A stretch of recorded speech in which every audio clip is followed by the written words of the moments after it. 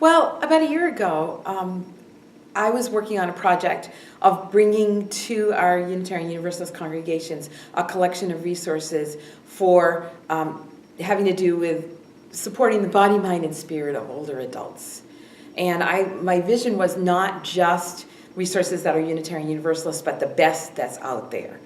And so I had to go through what was really a curation project. I had to look at other religious denominations' websites. I had to look at the websites of nonprofit organizations and so on. And there are some important things to know when you're looking for information that you want to recommend.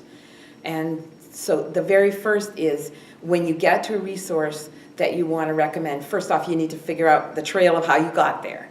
Often I would pick up a resource, say from the bibliography of a conference presenter or a webinar or something like that, and that stuff is gold because you know it's already been vetted, so you can go there and look at it and know that somebody whose opinion you trust actually recommends that thing. So that's one place to go.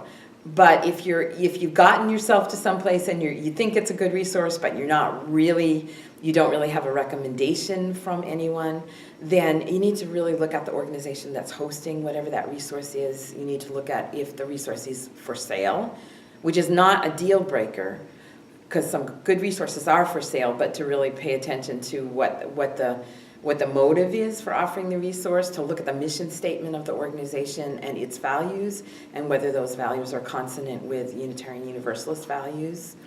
You want to look at the voice and the presentation of the resource. What are the assumptions being made? What is the point of view? Is this resource addressing an audience that's inclusive of different generations, of different races and ethnicities and economic classes, and so on and so forth? What are the assumptions that the author is making? I also sometimes take a look at other things that the author has written. And I'm not above putting an author's name and review in the search box and going to look at reviews of the person's work to look at where there might be possible problems or where you might find out sort of gold star credentials. So I do look at that, and I do think that other denominations' websites and so on, you need to look at the theological perspective that's being presented. But you less worrying about somebody trying to sell you something. If you kind of have to look at where you are and what might be there.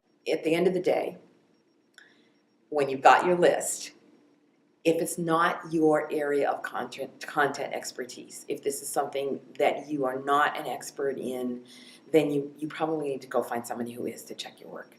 So, for example, I did a page for caregivers, and that included some resources for people who are taking care of people with dementia. And that's not a particular area of expertise for me. So I had gotten together my list of resources, and I sent it to a couple of community ministers who do work with people with dementia, who got back to me and said, yes, this, and this, but no, there's some real problems with this resource and this organization. And so that checked my work, and I think that's an essential step if this is not something that you have expertise in.